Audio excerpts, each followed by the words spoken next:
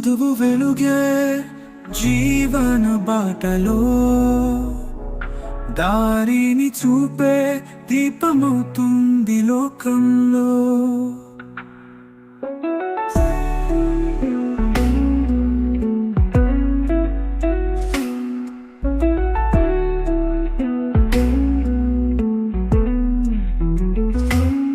అక్షరమే ఆయుధమాసల యుద్ధంలో, జ్ఞానమే సంపద మనసు నిధిలో.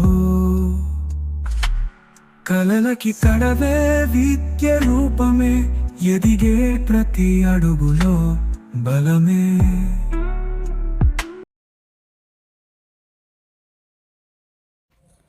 ఓపెన్ చేస్తే చెరువు, జాబిల్లి కోసం ఆకాశమల్లే అలా బ్యాక్ వస్తే హీరో.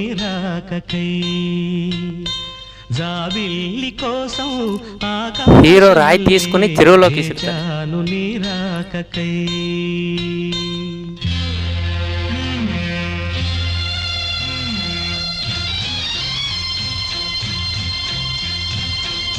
ఇక్కడ ఎలివేషన్ చెరువుకా హీరోకా?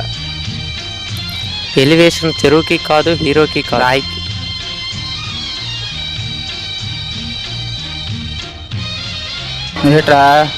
వచ్చేస్తాను. జాబిల్లి కోసం ఆకాశమల్లే హీరో గాబర్గా వచ్చేస్తాడ్రా.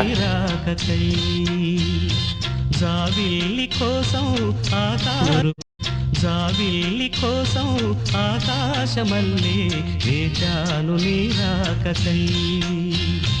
నిన్ను కానలేక మనసూరుకోక పాడాను నేను పాటనై. జాబిల్లి కోసం ఆకాశమల్లే వేచాను నీరాకై.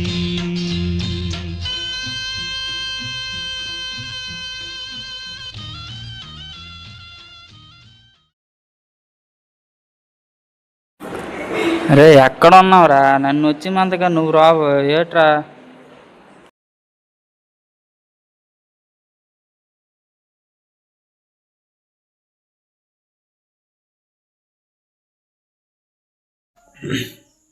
రే పేపర్ పెన్ ఎవరా?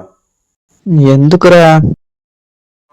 నువ్వు వచ్చేదో 3 రోజులు, అందులో ఒక రోజు ఎవడో పని ఉందని వెళ్ళిపోతావు, ఇంకో రోజు నీ పని ఉందని వెళ్ళిపోతావు, వచ్చాక ఒక రోజు స్టోరీలో చెప్పి తిరుగుతావు. మరి ఎందుకురా రావడం? ఎందుకురా? నిన్న సార్ ఏంటి చెప్పే తెలుసు అసలు? ఏడు చెప్పారా మనకి? అయితే ఇలా రండి, నేను చెప్తాను.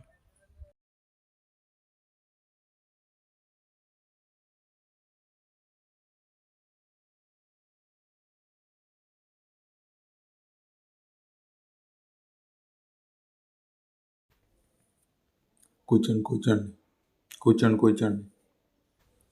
ఏంట్రా ఈరోజు క్లాస్కి చాలా తక్కువ మంది వచ్చినట్టున్నారు?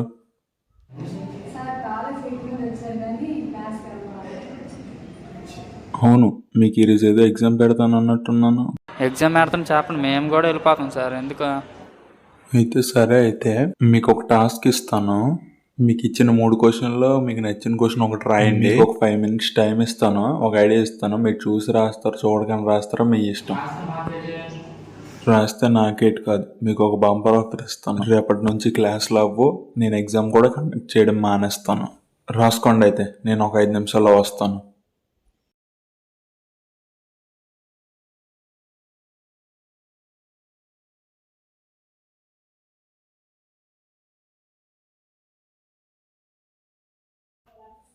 Time up. కాదు సార్ నేను కాదు. ఆన్సర్ కాదురా, టైమ్ అప్ రా. నిజం చెప్పండి, ఎంతమంది చూడగానే రాశారు? చూసే రాశాను సార్, చూడకుండా ఎలా రాస్తాను? కళ్ళు మూసుకొని, అందుకే చూసే రాశాను. ఎవరైనా అలానే రాస్తారా ఎగ్జామ్? నేను అన్నది కాపీ కొట్టి రాశారా అని. నిజం చెప్పండి రా, పర్లేదు ఏమన్నా. మీరు చూసే రాశారా అనే విషయం నాకు తెలుసురా. ఎందుకంటే అబద్ధం చెప్పే కళ్ళల్లో భయం కనిపిస్తుంది. చూడకుండా రాసిన వాళ్ళు చేతులు ఎత్తండి. రే, సార్ చెప్పింది చూడకుండా రాసిన వాళ్ళే, నిన్ను కాదు. కూర్చో. అయితే సరే, అయితే ఈరోజు క్లాస్ చెప్పను, ఒక టాపిక్ చెప్తాను.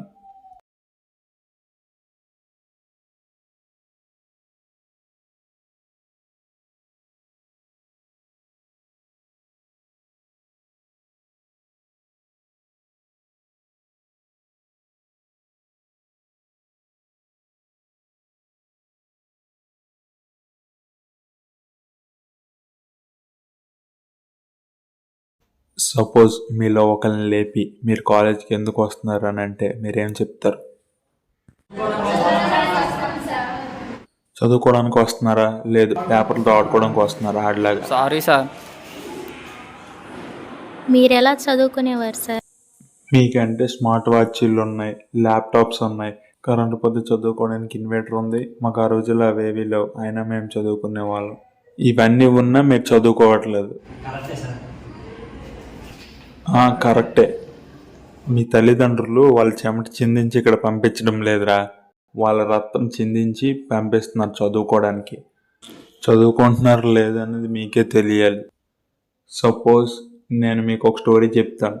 నాకు ఒక ఫ్రెండ్ ఉండేవాడు, నేను వాడు కలిసి చదివాను. వాడు ఎంతో బాగా చదువుకునేవాడు. వాడు రిచ్ ఫ్యామిలీ నుండి వచ్చాడు, నేను మిడిల్ ఫ్యామిలీ నుండి వచ్చినాడు. అయితే ఏమైందో తెలీదు. అయితే వాడు ఏమంచో ఆల్కహాల్కి డ్రగ్స్కి ఎడిక్ట్ అయిపోయాడు. నేను ఎన్నోసార్లు చెప్పడానికి ట్రై చేశాను, కానీ వాడు నా మాట వినలేదు. అయితే ఫైనల్ ఎగ్జామ్స్ అయ్యాయి, అందులో నేను పాస్ అయ్యాను, వాడు ఫెయిల్ అయ్యాడు. ఆ తర్వాత వాడు సూసైడ్ చేసుకొని చనిపోయాడు. అందరూ వాడు ఎగ్జామ్ ఫెయిల్ అవ్వడం వాళ్ళు చనిపోయారు అనుకున్నారు, కానీ వాడు లవ్ ఫెయిల్యూర్ వాళ్ళు చనిపోయాడు. ఇక ఫెయిల్యూర్ గురించి అంటారా, ఎందులోనైనా ఫెయిల్ అవుతారు. అలానే అందరూ చనిపోతే ఇక్కడ మిగిలే వాళ్ళు ఎంతమంది?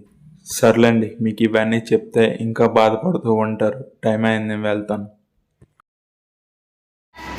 సార్, మీరు ఎడ్యుకేషన్ సిస్టమ్ గురించి బాగా చెప్పారు, కానీ మా ఫ్రెండ్స్కి 100 మార్క్స్ వచ్చినా క్వాలిఫై అవ్వట్లేదు, కానీ వేరే ఫ్రెండ్స్కి 10 మార్క్స్ వచ్చినా క్వాలిఫై అవ్వదు. ఎడ్యుకేషన్ సిస్టమ్ ఇక్కడ ఎలా సార్ ఈక్వల్ ఉంది?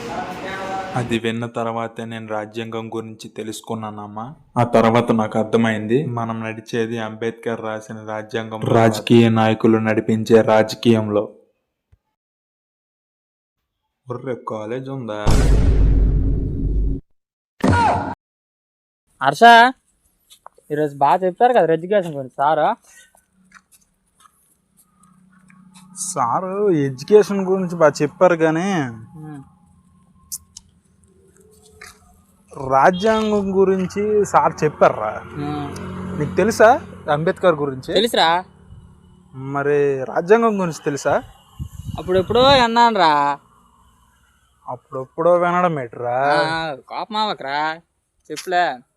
అంటే మనం రాజ్యాంగం మీద తీద్దాం రా స్టోరీ. ఊరు ఇప్పుడు ఎందుకురా అడ్డమైన పెంటలాడ పెడతాం మాకు? ఎందుకోరా అంటే నీకు అంబేద్కర్ గురించి తెలిసేటంటే తెలుసు అన్నావు, అదే రాజ్యాంగం గురించి తెలిసేటంటే విన్నాను అంటున్నావు. అవును. మరి అంబేద్కర్ గురించి తెలిసినోడివి రాజ్యాంగం గురించి తెలియకపోవడం ఏంట్రా? ఏ చేస్తున్నావురా? ఇట్లేదురా,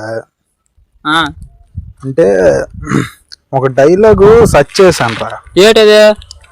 అందాల మేడల రంగుల గోడలు కాదు, ఒక పౌరుని అభివృద్ధి నిజమైన దేశ అభివృద్ధి. ఏడు చెప్పేవి కూడా అర్థం కాలేదురా. అర్థమవుతుందిలే, సరే రా. వేచాను నీ రాకకై, జాబిల్లి కోసం ఆకాశమల్లే వేచాను నీ రాకకై.